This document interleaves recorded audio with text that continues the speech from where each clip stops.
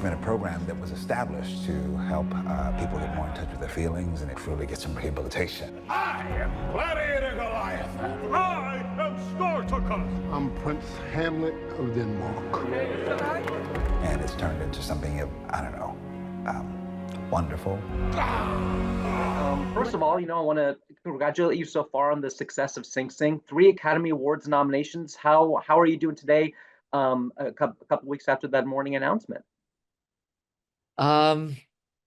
Just in a place of gratitude. The movie received 3 nominations in very specific categories, but it was really made as a community, and I think we celebrate these nominations with our whole company of artists that made this film, and so we really did this together. Yeah, wonderful. So from the outside, from those of us who watch movies and cover the races and watch how these award seasons tend to unfold, it's easy to at least guess from our perspective that you've essentially been campaigning or promoting your film on and off for the better part of the last 17 months since its premiere in Toronto in 23. Would that be an accurate way to describe what the last year and a half has been like for you? Mostly, we had this world premiere of Sing Sing in Toronto in September of 2023, and in the period at that time, it was during the festival, it was acquired by A24, but then it was held for a 2024 release, and so it kind of went quiet for about 6 or 7 months, and I think the question for all of us was like, what was that Toronto premiere, which was spectacular? Was it this lightning in a bottle, or could we or would now there be all this dust on our movie and it's sitting on a shelf, and how would 2024 experience this movie? And we debuted again at South by Southwest in March of 2024, and it was just as electric and magical, and we knew we were really onto something, and basically from that point on, I've traveled almost every week on behalf of this movie, to the point where my 2-year-old daughter thinks I live up in the air now, which is very cute, but also heartbreaking. So it's been a real gift in so many ways, and also the hardest thing I've ever done. Yeah. What does it feel like for you now that you were in the home stretch kind of phase 1 of Sing Sing's life as a piece of art? A lot of the nerves are gone now, of like are you in, are you out, are you up, you're down, and that changes daily, the more you get into the nuts and bolts of how this whole thing unfolds.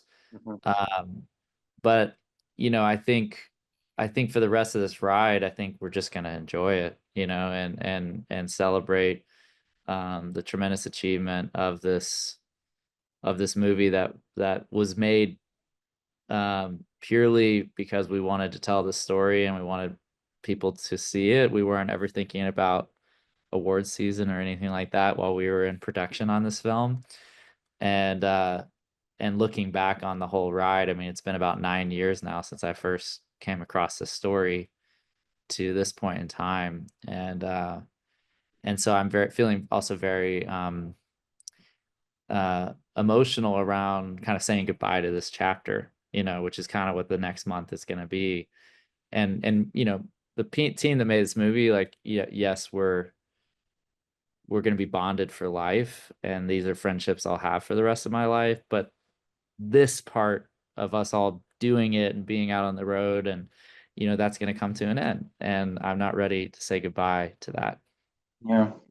Kind of speaking of some of the people that have probably been traveling with you, Greg, I want to talk to you about the element of the movie of having your supporting cast filled out by formerly incarcerated men and RTA performers in themselves.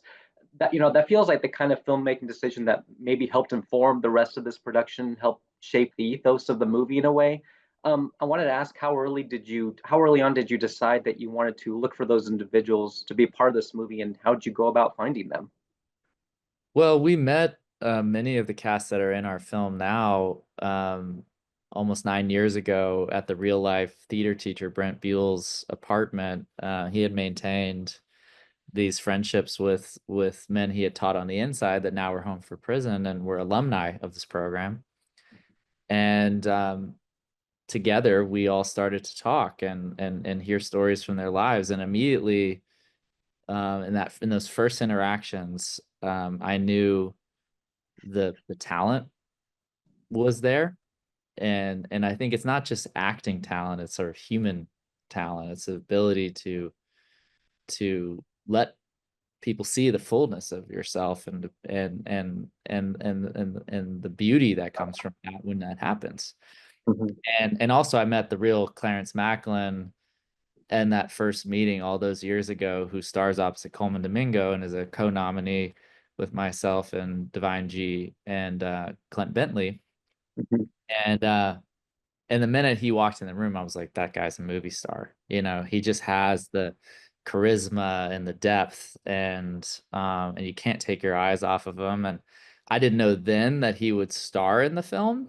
I just knew he needed to be in the film, and then that confidence grew with time. And as soon as we set the story on the real life friendship between Clarence Maclin and John Divine G. Whitfield, I knew Clarence had to star in the film. Some of the things the brother was saying in the book really resonated with me, man. I mean, what the brother said, he said, when we are born, we cry because we're born to a stage of fools. And I said, yo, whoever wrote this, man, had to did it bed before, you know?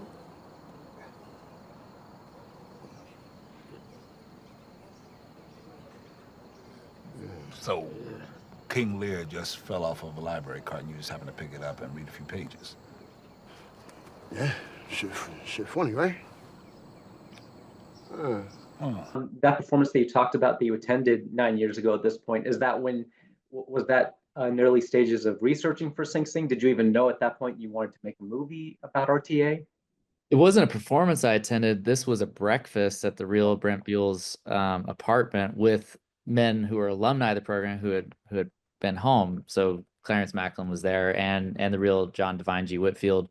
But I also have been to shows inside Sing Sing, and that was early in the research process.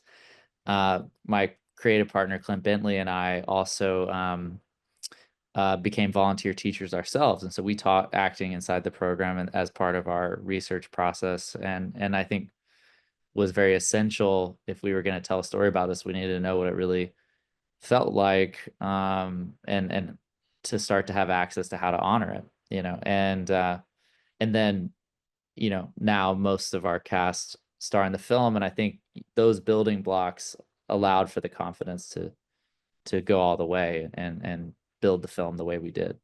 Yeah.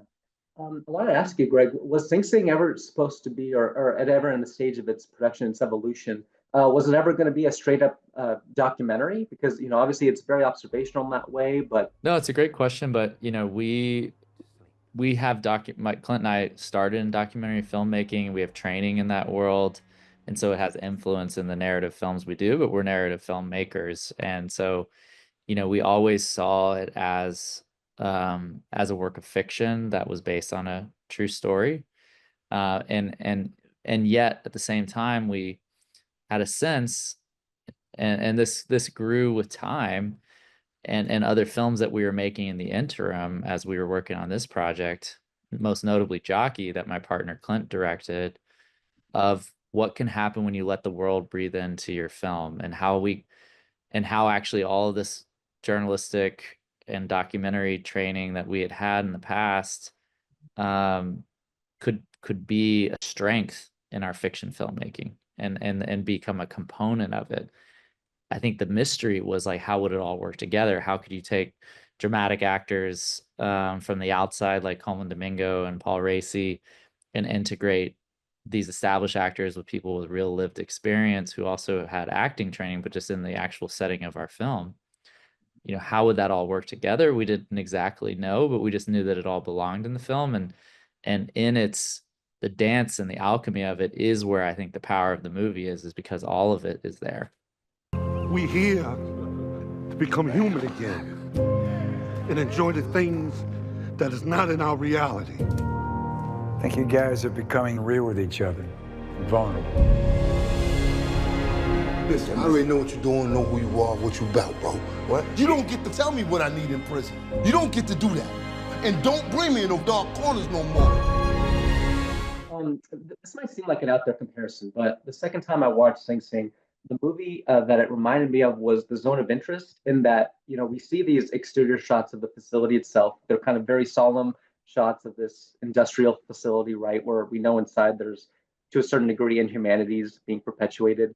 At the same time, where the characters we're closely following are living, or in this case, creating art, kind of independent of their setting, of their environment.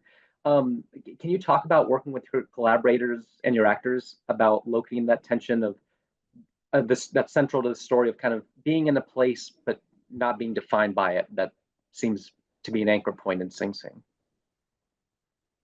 I mean, that question I think was there from from the inception of the project as an idea, you know, as an opportunity to make a movie, was how can create the creative process, the joy and creativity, especially in putting on a play like Breaking the Mummy's Code, this time traveling musical comedy, that juxtaposed with the environment it's set within, you know, felt like this act of rebellion in a way, you know, and proves its own point.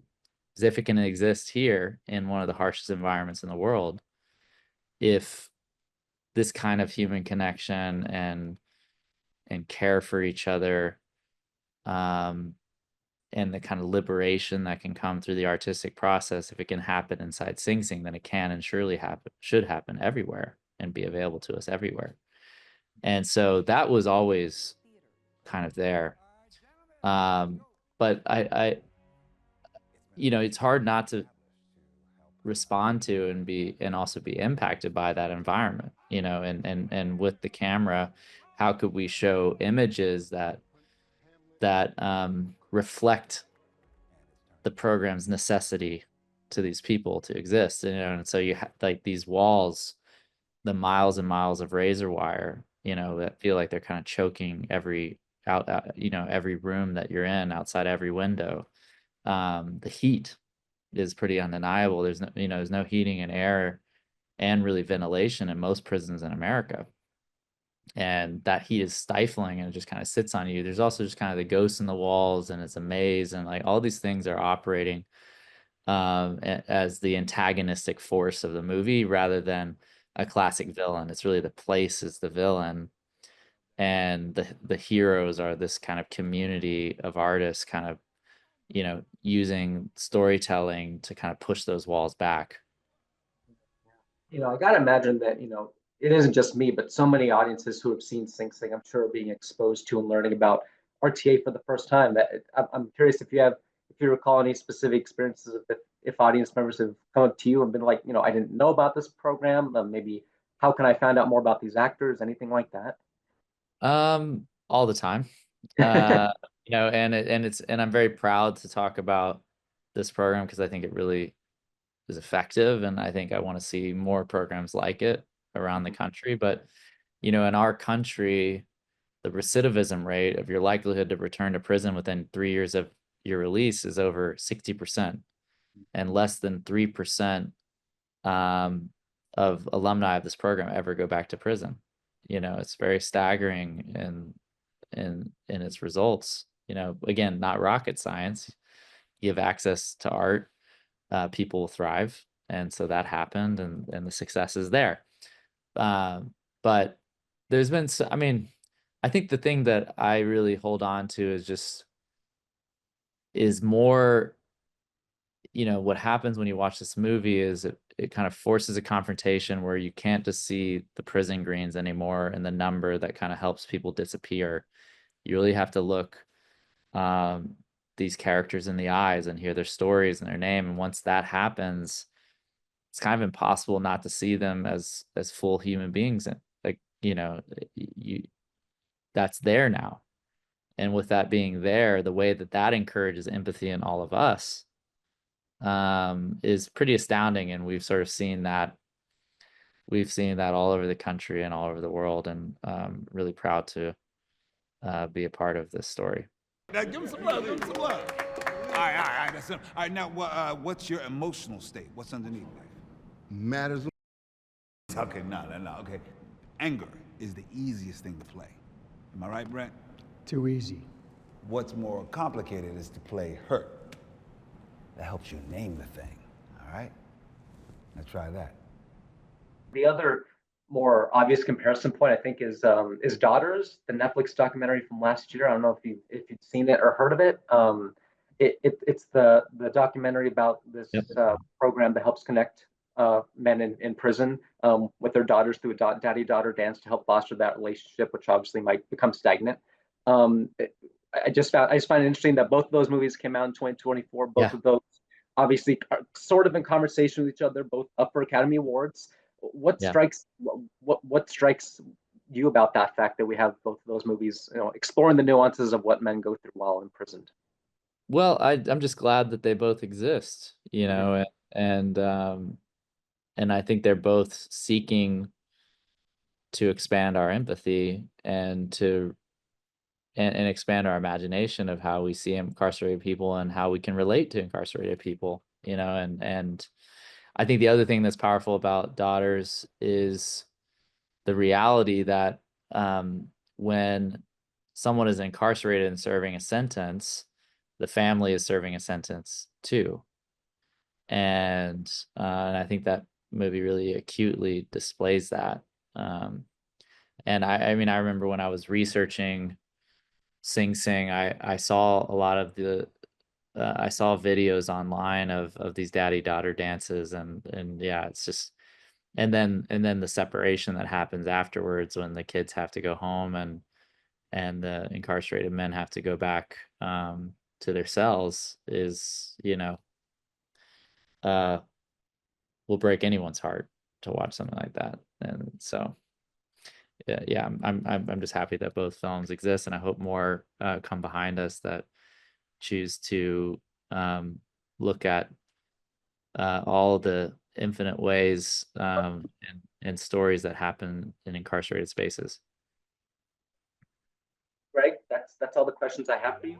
Thank you again very much for taking the time this afternoon. Congratulations on success of the film, and good luck going forward. Thanks, Dave. It was really nice to meet you. Appreciate it.